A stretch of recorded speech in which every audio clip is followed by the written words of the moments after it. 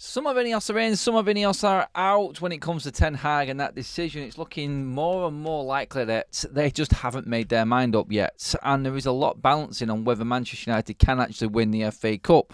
David Ornstein has been talking in The Athletic about what type of manager to come in if Ten Hag is let go. It is looking more down the younger manager route. Now, who does that bring up? Who is that and how young do they have to be? McKenna talks have been put on ice. It was just contact, apparently, according to The Athletic. Again, Ten Hag has been talking to the media today.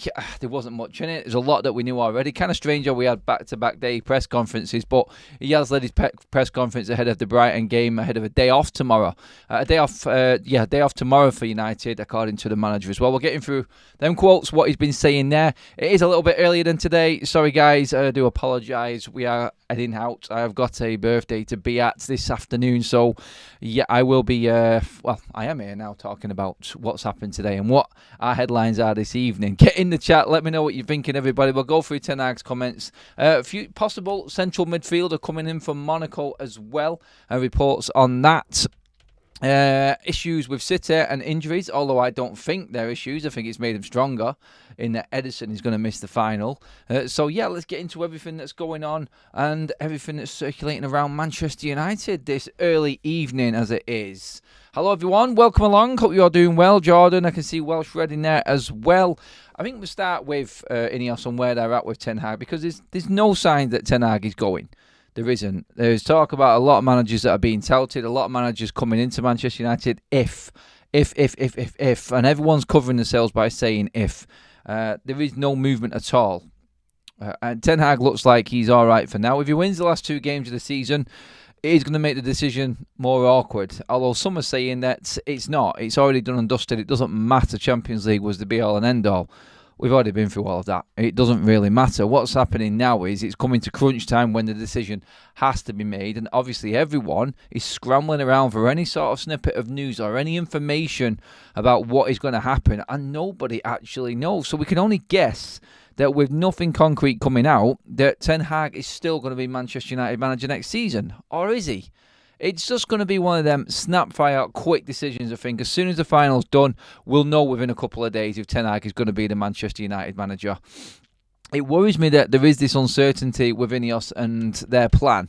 It's like you'd have thought by now that they would have had a plan in place for the manager. Are they actually just being different to what it used to be like under the Glazers and keeping everything in-house? Everyone is stum until they want people to know. There's no real leaks coming out about anything, and no one's got hardly anything right regarding Ineos and what's happening. It's all just been bang, dropped on us every single time so far. So maybe this is what it is going to be with Ten Hag and what happens.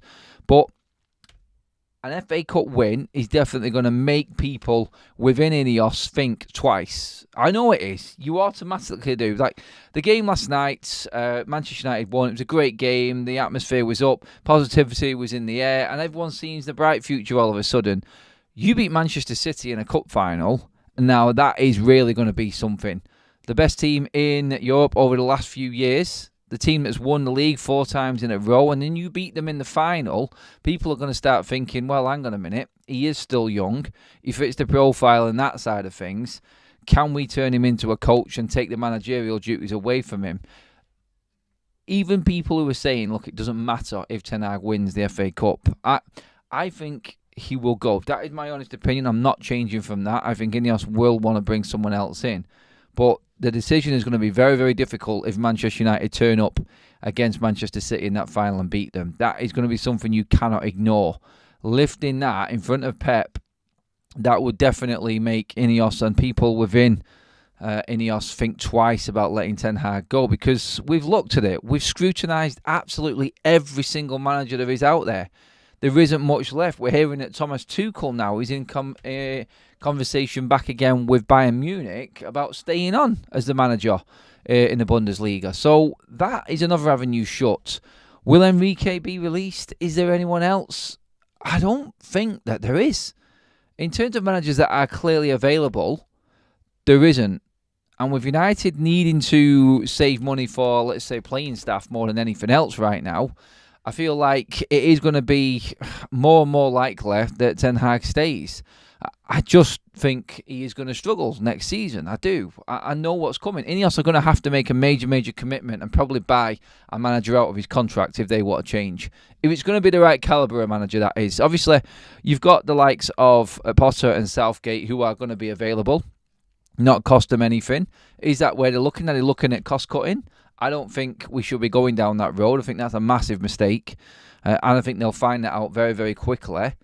Who else have we got there then? De Zerbi, no one wants De Zerbi. I think he's proved this season that he's not as good as what people thought. He isn't that manager that is the next Pep Guardiola, I don't think. I think there are better managers out there than him. And then you're really looking around then. You're really starting to search and go, well, there isn't anyone else available apart from Tuchel. Nagelsmann's committed to Germany. Enrique's showing no signs of leaving PSG. Is it Zidane? Is he the one? We talked about that the other week as well. Now, the positives and the negatives around that. It's just going to come to a point where I feel they will look at it and go, look, is it easier for a transitional year? And is it easier having Ten Hag in? And if he does turn things around, then that's great. We're going to look like absolute world beaters making a great decision in keeping the manager. I just don't think he is. I don't think he is. The worry and the biggest worry out of all of it is what I said a minute ago. And for me is that Ineos, with all of the positivity and all of the moves that are being made in-house, everything has been cutthroat right down the middle. Like the manager situation, there's nothing going on.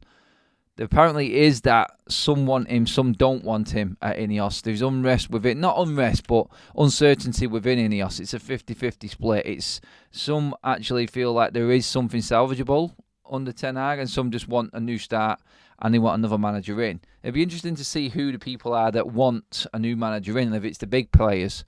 Like if it's Dan Ashworth, I feel like he will want another manager, personally. Omar Barada, people like this, David Brailsford. I think Brailsford's probably the one that would sort of look into Ten Hag, deep into Ten Hag, and go, maybe there is something that we can do here. Maybe there is something within his work ethic and everything that Ten Hag has had and not had the backing before that we can do something with. I think he would be the one. I'm looking from the outside and looking at the qualities of David Brailsford and what he's done, and then I'm looking at what Dan Ashworth more. If you're bringing Dan Ashworth in, you're bringing Dan Ashworth in to run the ship. That's what it is. He's coming in to work pretty much with a coach, a head coach. Will Ten Hag fit into that? For all of the messing, all of the awkwardness of bringing Dan Ashworth to Manchester United, do you really think that Ineos would not give him the coach that he wants? They are putting everything into this structure, and it's all about that rather than the manager.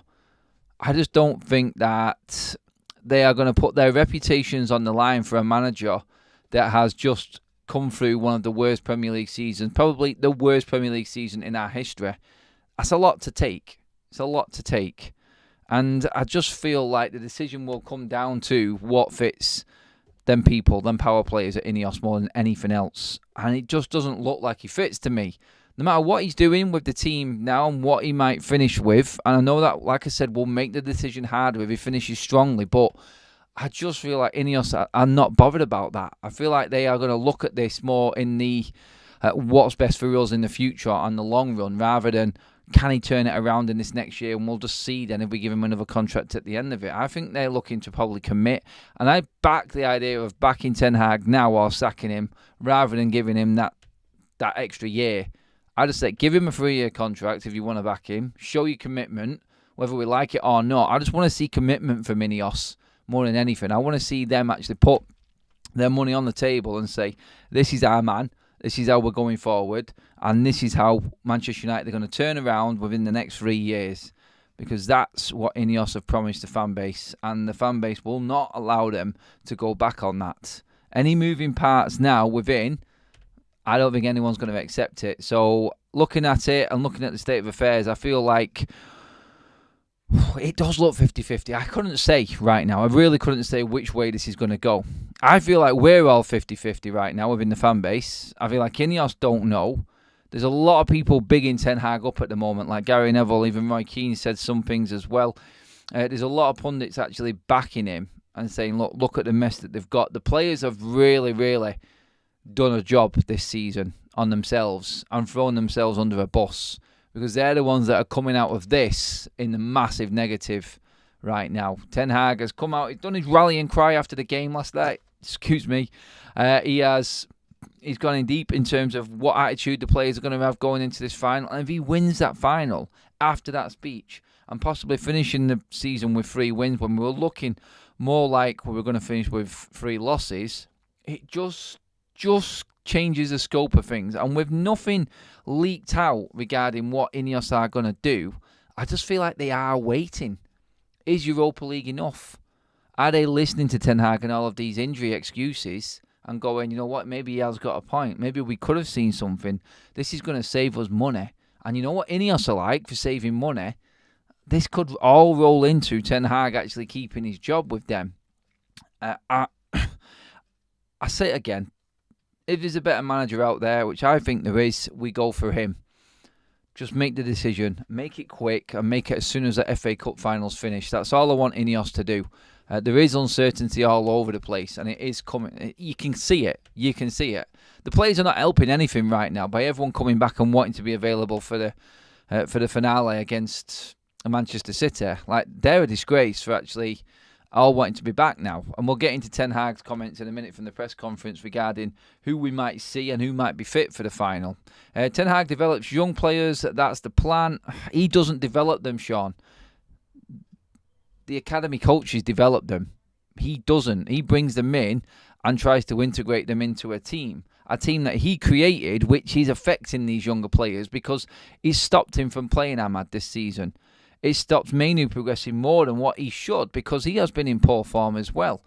And with the unrest that he has caused, and he has caused big parts of it as well himself, he isn't developing young players. He's bringing them in, and it's up to him to make sure that that first team is ready for these players to come into and progress. Now, it needs a big, big change around. I haven't got a problem with what Ten Hag's doing with the younger players. I've not. I just think he needs to give them more opportunities when they're ready to play. And that's only a certain few. Like, Ahmad definitely is one of them, even though he's not an academy player. We paid money for him. He has definitely been the man that's seen the growth of Garnacho and Kobe Mainu. I just feel like around them, he hasn't helped them. He hasn't helped their games. He's chopping and changing them into different positions to suit that first team, which is an absolute mess. Instead of committing to, do you know what? Maybe if we play this guy in here, maybe, and it's a chance because you might get these players for Ten Hag's sake throwing the toys out the pram again and spitting a dummy out. Why are you putting an academy player into that position and building around him?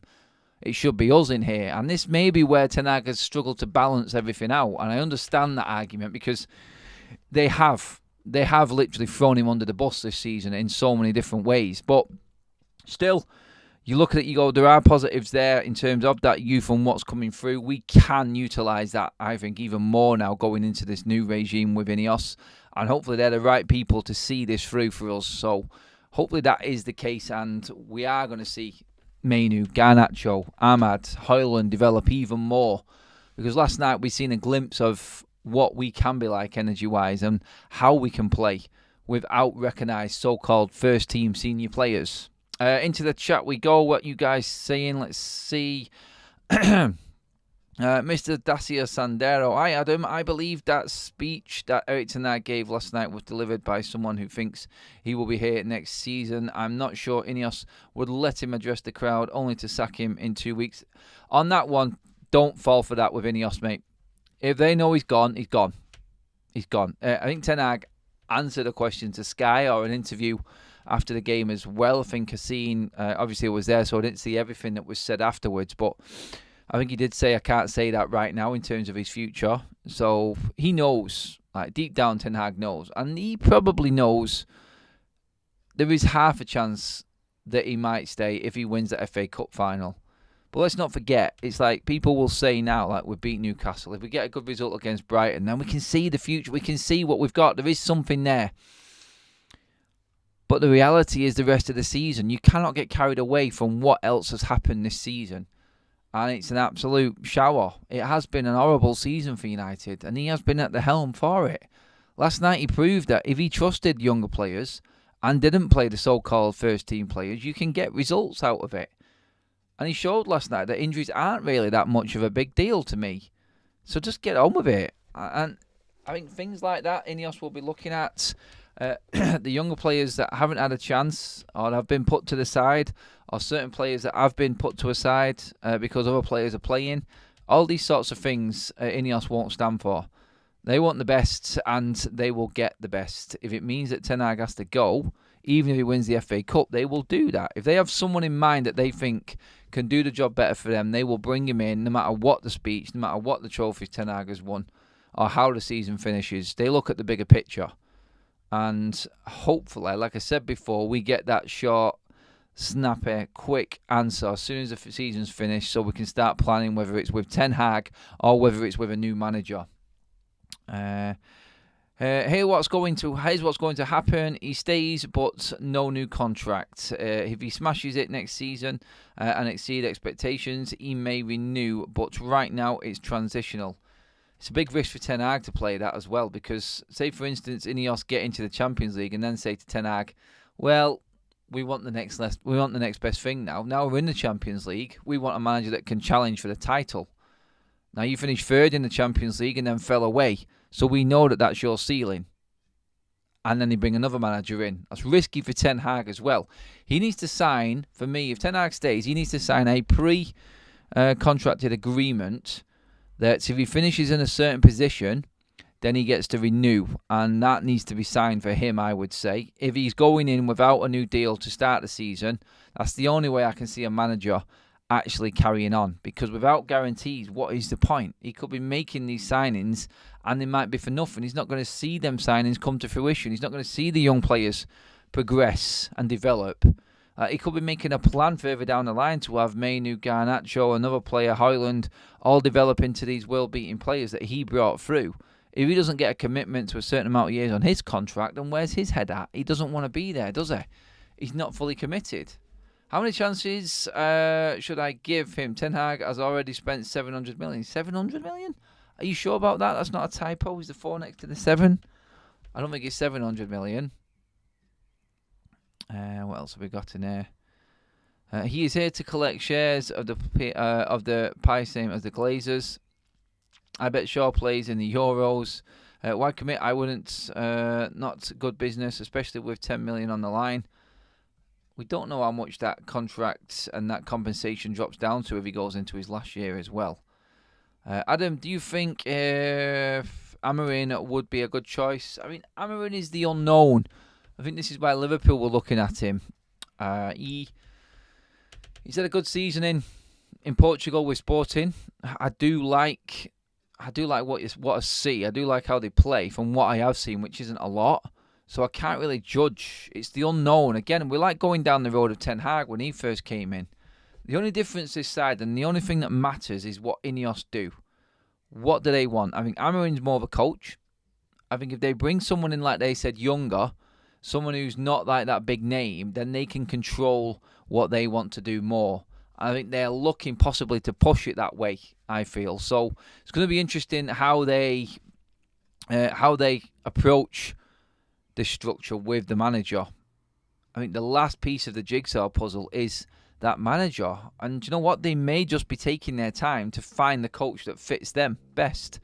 Let's not forget.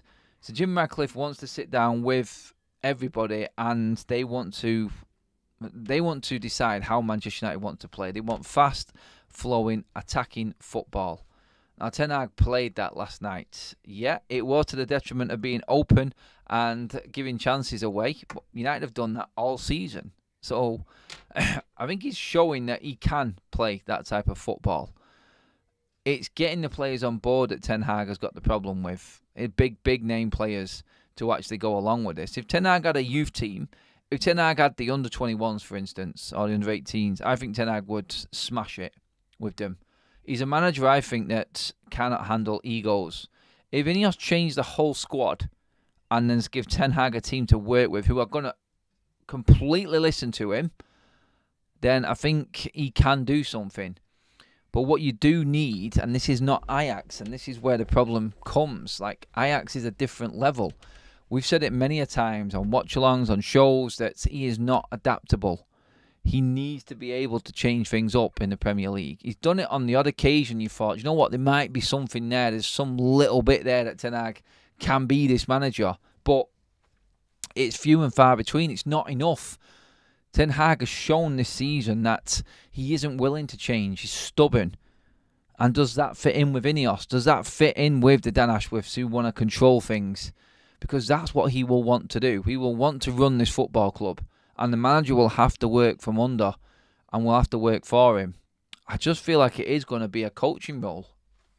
I mean, that's why you've probably heard people like McKenna being brought up, because he was a coach under Rolly, and obviously he's taken his experience, worked at the lower levels with Ipswich and done a great job bringing them through. I think people have just put 2 and 2 together.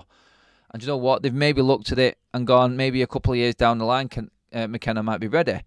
Couple of years experience if you can keep Ipswich in the league.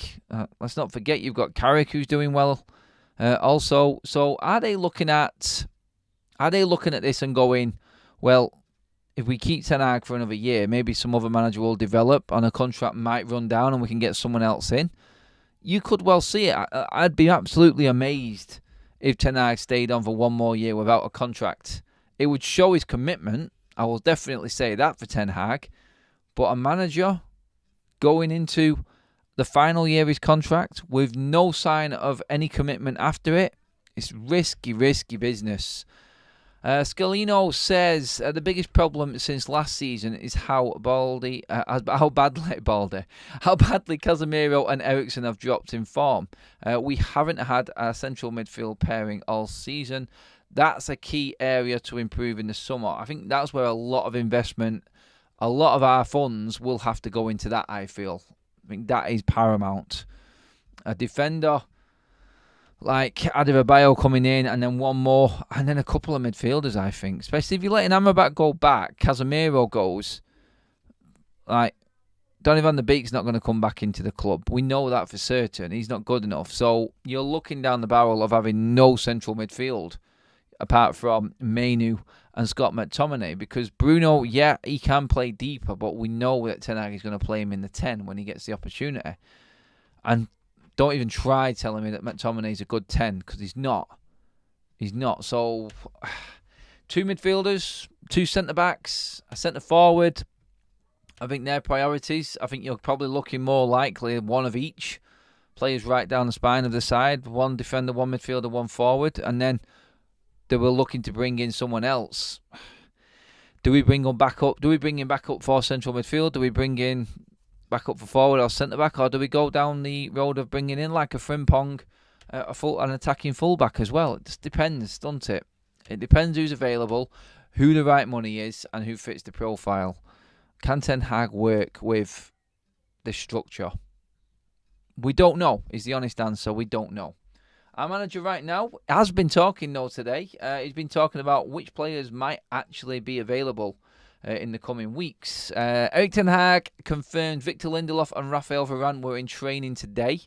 And a decision will be made on Saturday about whether they are fit to play against Brighton on Sunday. So, Manchester United have possibly got defensive options finally for a Premier League game. We now have a possible 5 centre-backs available for the Brighton game. Where we've had 1 recently and playing everyone out of position, we now look like we've got a possible 5 centre-backs available for the game against Brighton. If past fit, Lindelof and Varane, that is. So, Leacher, we know, got game time last night. I think he'll get a bit more. We've got Willie, who's had game time. Didn't come on last night, but now available.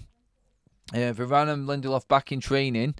That is good news. That is very good news for United and Ten Hag, because it just gives players more options for that final. And you know what? There is a slim chance with all of this that we may see our number 1 pairing of Raphael Varane and Lisandro Martinez start for the FA Cup.